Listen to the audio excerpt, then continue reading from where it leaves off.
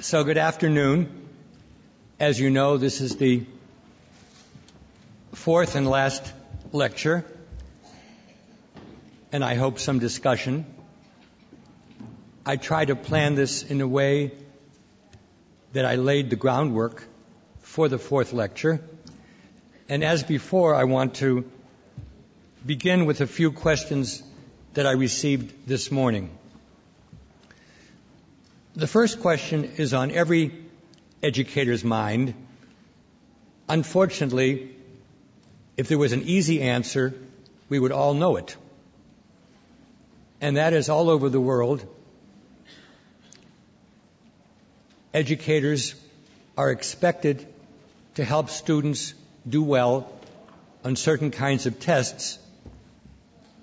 Often these tests do not probe understanding. This puts us in a professional dilemma, because if we believe in teaching for understanding and we are a good professional, we shouldn't abandon that goal just because the standard tests don't probe for understanding. As a professional myself, I try to serve both masters. That is, I try to teach what I believe in the way I believe, and to have my own assessments for understanding. But if my students have to take a certain kind of test, I try to prepare them also for that.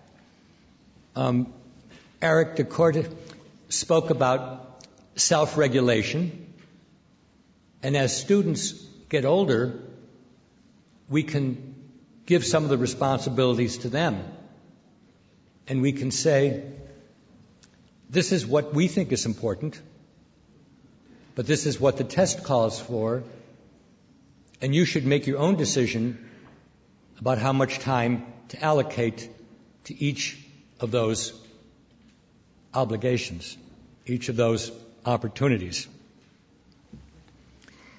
If you find a way to teach for understanding and at the same time prepare students for a standard test, please let me know. Somebody asked the question, since you talk so much about Darwin and evolution, how does this relate to multiple intelligences? And I think that it does. Because each of these intelligences emerged and developed because they increased the chances for survival. If you're a hunter-gatherer, if you have good spatial intelligence and good bodily kinesthetic intelligence and good logical intelligence, you're much more likely to survive in East Africa or some other hunting locale than a person who doesn't have those abilities. We could raise the question about two of the intelligences. Are they adaptive? Is musical intelligence adaptive? That's a huge dispute among evolutionary thinkers. Some argue that music has survival value. Others, that it's kind of an accident. Also, how about existential intelligence? Does that help us survive? Not sure. One of you had an interesting question. You asked, if a 5-year-old asks me this question, the 5-year-old says, am I really here, or am I just part of somebody else's dream? That's a wonderful question. It's a Cartesian question.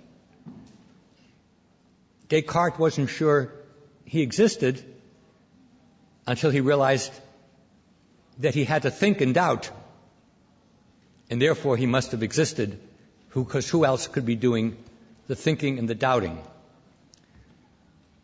So the questioner asked, is this child a prodigy in existential thinking? And if so, what should we do? My answer is you can never tell from one question or one behavior whether somebody is a prodigy. But if that child continued to ask big questions and was curious and tried to find the answer, then that child would be a prodigy. And in fact, in our own studies, we have found young people who think very broadly about the whole world. Children as young as 8 or 10 who try to organize to help poor children in other parts of the world. Very young social entrepreneurs. They often are girls of single mothers. That's an interesting puzzle. Why should little girls of mothers without a father be more likely to think about these big questions and to try to do something about it? I don't know the answer. But that would be precociousness, prodigiousness with existential intelligence. And one of the criteria for an intelligence is that you can be a prodigy in it. When Einstein was 5 years old, he became fascinated by the magnet, which always pointed, the magnet on the compass, which always pointed to the north. And he didn't just ask the question, he spent a lot of time trying to understand it. And as I said this morning, and I think the first photograph that Jane showed was Einstein when he was young, what is it like to travel on a beam of light? That's a pretty sophisticated question. But again, he was interested in the answer. One last question from this morning. Is multiple intelligences of use in business, in organizations, and management? And these ideas have become useful in the world of business and in the world of administration. People are interested in the intelligences of the leader. The leader often has good linguistic skills, good interpersonal skills, and the best leaders have the existential capacity to help us understand why we're doing what we're doing. I think that the greatest leaders, whether they are of small organizations or of whole nations, help us to make sense of what's happening in the world. That's an existential skill. Also, in human resources, people who hire other people, they don't anymore just look who has the highest test score. They look at the kinds of abilities people have and how that matches the job. And then, when it comes time for a promotion or not a promotion, can somebody who's a good worker become a good manager? Can someone who's a good manager become a good leader? Those are human intelligence questions. One more point. I'm often asked, how much has my own work been influenced by multiple intelligences thinking? And when I work with young people, multiple intelligence is very helpful. When I'm working with doctoral students who are writing their thesis, it's not so helpful because that's pretty much a scholarly undertaking, and language and logic are very important. But when I put together research teams, I really am influenced by multiple intelligence thinking. When I was young and foolish, now I'm old and foolish. When I was young and foolish, I thought I should try to hire people who were just like me.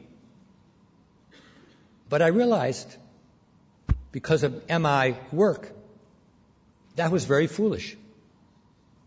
Why get people who are just like me? So now when I assemble a team or become involved in collaboration, I try to pick people who have different strengths and who can work together. And so that is how a scholar doing some management uses multiple intelligence ways of thinking. So I'm sorry I could not deal with all the questions, but I tried to deal with the ones which I thought were interesting and where I had something to say. There were some interesting questions both earlier and today where I didn't have anything I could say, so I didn't want to waste your time.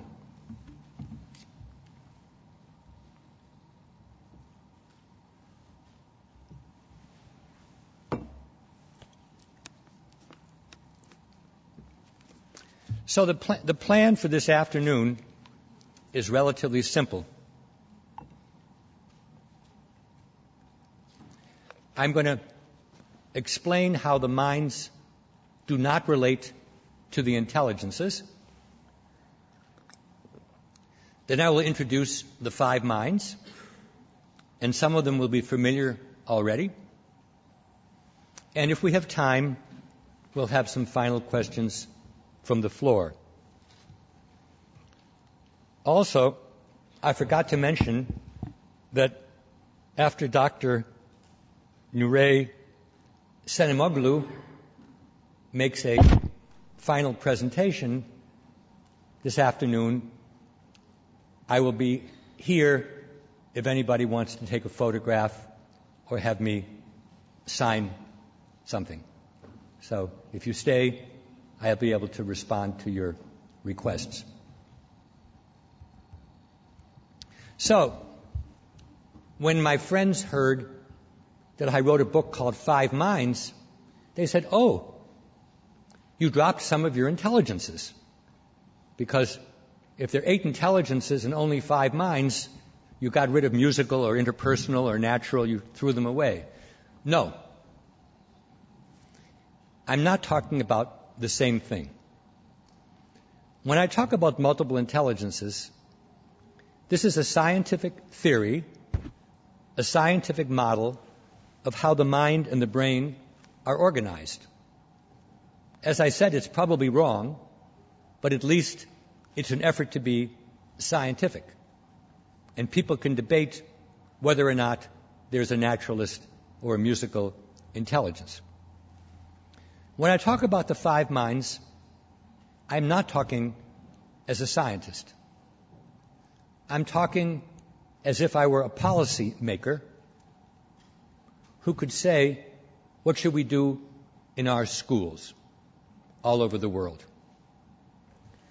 I used to say, this is how we should educate if I were the czar. But then I remember what happened to the czar in 1918. His head was cut off, so I don't say I'm a czar anymore. But it is my idea about how we should educate. And it, in many ways, is similar to things that you heard from Jane, and I'm sure that you've heard and read elsewhere. It's not completely original. First of all, when we talk about the future of learning, our group at Harvard focuses particularly on three things which are different in the 21st century. First of all, globalization, the fact that we live in a highly interconnected world, and no country, no city, no tribe can be completely isolated from the rest of the planet. That has positive and challenging aspects. The second thing about the 21st century is the biological revolution, our increasing understanding of the brain and of genetics. Now, perhaps we will not use that knowledge in education, but I believe that we will. I also believe it could be very helpful or very dangerous. For example, we are already able to detect by looking at a child's brain whether the child is likely to become dyslexic, have trouble reading. This could be very positive if we can intervene earlier and help that child. But it could also be problematic if we use that information to call the child stupid or to give an intervention which is not appropriate. And I personally believe that within my lifetime, which is certainly within your lifetime, in a country like the United States, in a wealthy country, children will come to school with a gene chip on which are all of their genes and a functional MRI or some other kind of brain image, and will say to the teacher, "This is my brain, these are my genes, teach me in a way so I can learn." I really believe that will happen. Do I think it's good? Ask me later. But if teachers cannot answer that question, education will become a medical specialty, because doctors will have answers, right or wrong, to questions about the brain organization and about the genes. The third revolution that is already affecting education, as we heard from Gary and Jane's presentation, is the digital revolution, which makes available all kinds of knowledge and all kinds of garbage, whatever the word for that is in your language, and there's no way to filter that out. How will that be used by educators? You know,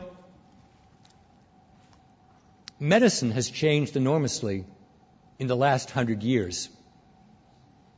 And if any physician were to treat people the way they did 100 years ago, for example, without antibiotics or doing frontal lobotomies, cutting out the front of your brain, we would take their license away.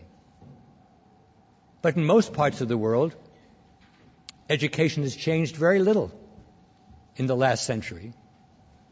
And sometimes that's good. We shouldn't change things too quickly in education.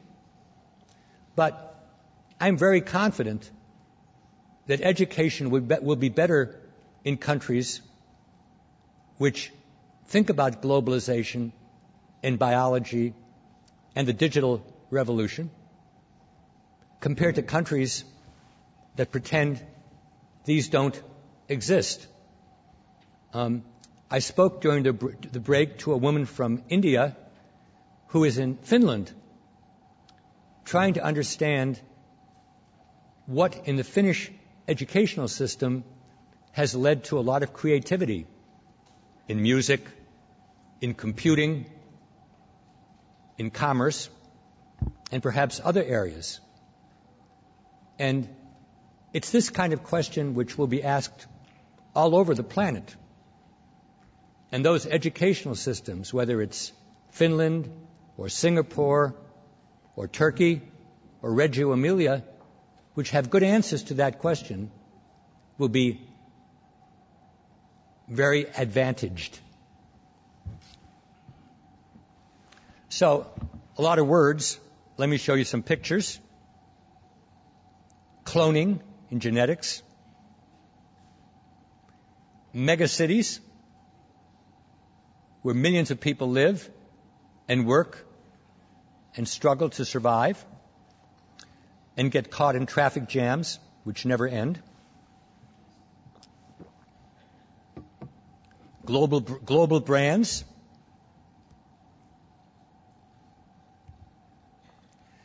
As I said earlier, every day, $2 trillion circulate around the globe.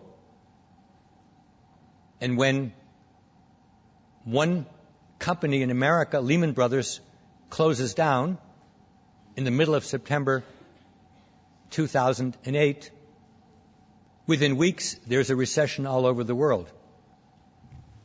I didn't understand why the closing of Lehman Brothers had such dramatic effect until I learned how many companies around the world, how many financial organizations Lehman Brothers was working with, had connections. Take a guess. Think how many different financial organizations was Lehman Brothers connected to? Trading, buying, selling, owning. 8,000. 8,000. That would have been inconceivable before the digital revolution,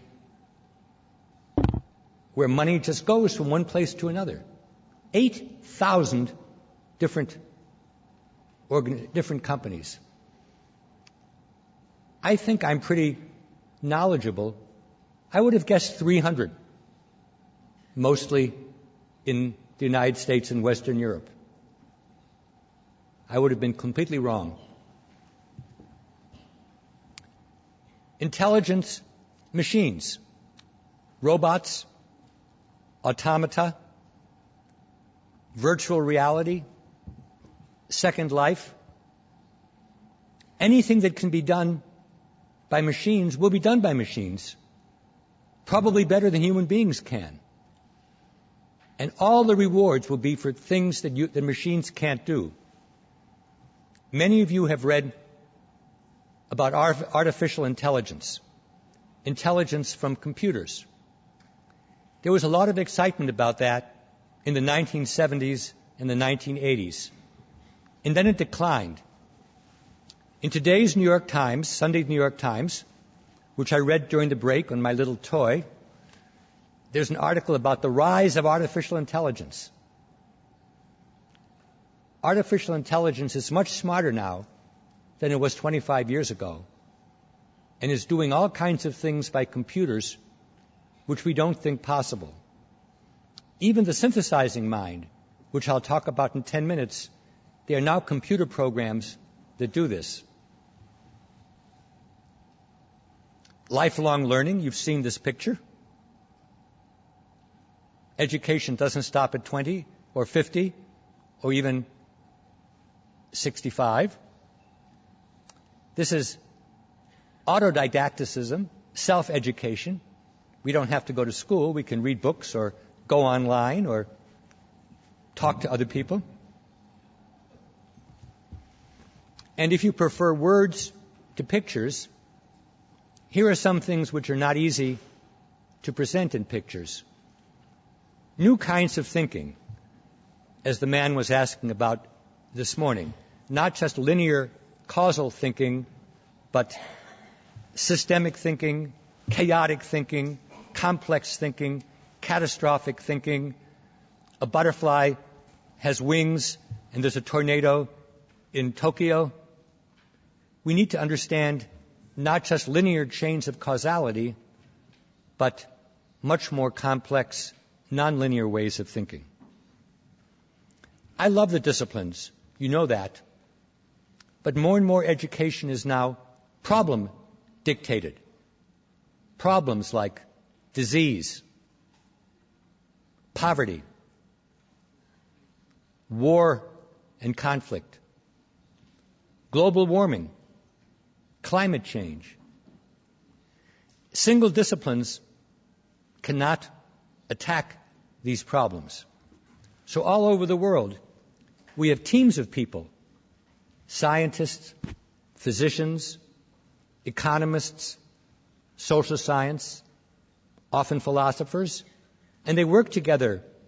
How can we control this disease through behavior, through medicine, through isolation? What can we do about poverty? What can we do about climate change? And so students have to not only learn to work together with teams, which you heard many times before, but this is the thing that's most interesting to me. We have to learn how to talk to people from other disciplines. And unfortunately, we don't have translators the way we have here today who can translate from economics to demography to geography to psychology to immunology and make it easy for interdisciplinary teams to work together. Also, we have to learn to work with people from different countries and different backgrounds. Eric runs a meeting, probably in Belgium, and 45 ministers from different countries get together to talk about education. And we hope they don't just talk about national rankings, but they have to be able to understand one another. And then if they bring in economists and experts on work and experts on public opinion and experts on law, because those are all related to educational performance. And when you have a Bologna agreement that people can go from one university in one country to another, it becomes even more complicated. And the new media both facilitate this, but also make it much more complicated. Because as I will argue soon, lots of information on the new media is wrong. And how do we know what's right and what's wrong? So, I don't think we should change schools right away. We don't need a catastrophic revolution. But we need to think about these global, biological, digital, and thinking changes and how best to prepare young people and not so young people for that world. So I began to think about this issue about 12 years ago and began to write about it maybe 6 years ago. And I decided to write about 5 minds for the future. And I've already talked about some of these, so that will be a review. But some of them I haven't talked about, and so that will be new.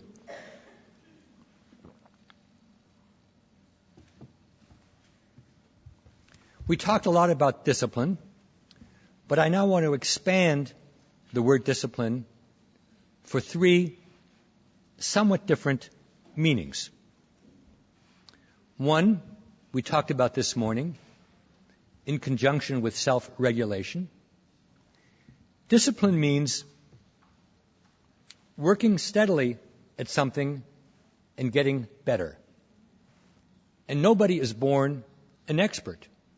It requires discipline, steady, regular work, whether you're playing tennis or learning algebra or playing the violin. You have to work regularly. You have to be disciplined. Second of all, becoming an expert, somebody who really is at the top of his or her domain. And remember, domain can be an art, a science, a profession, or a scholarly discipline. Because if you're not an expert, you will either lose your job or work for somebody who is an expert. In the United States, there's still a shortage of physicians and engineers. They're experts, and we need them. The people who are unemployed, and of course it's double what it was a year ago, are people who are not experts. And the same is true in every other country. The third form of discipline is the one we talked about this morning, and that's mastering the major ways of thinking that scholars have developed. I talked about scientific and historical, but of course there are other disciplines. Now, do we really need to understand science and history? You could say no. Maybe we just need to go to the casino in Las Vegas and make a lot of money, and then we can retire. Or maybe we become an expert thief or an expert marketer and be very comfortable that way. But if you want to understand what's happening in the world and how it impacts us, whether it's the swine flu, H1N1, or global warming, or the mortgage rates, or a political incident in our own country or halfway around the world, we can't do that unless we have some scientific or historic or economic understanding. And that's why to thrive as a human being and as a citizen, we need those major ways of thinking. Otherwise, you know what? We still are subject to those 5-year-old minds, those myths and misconceptions and scripts and stereotypes.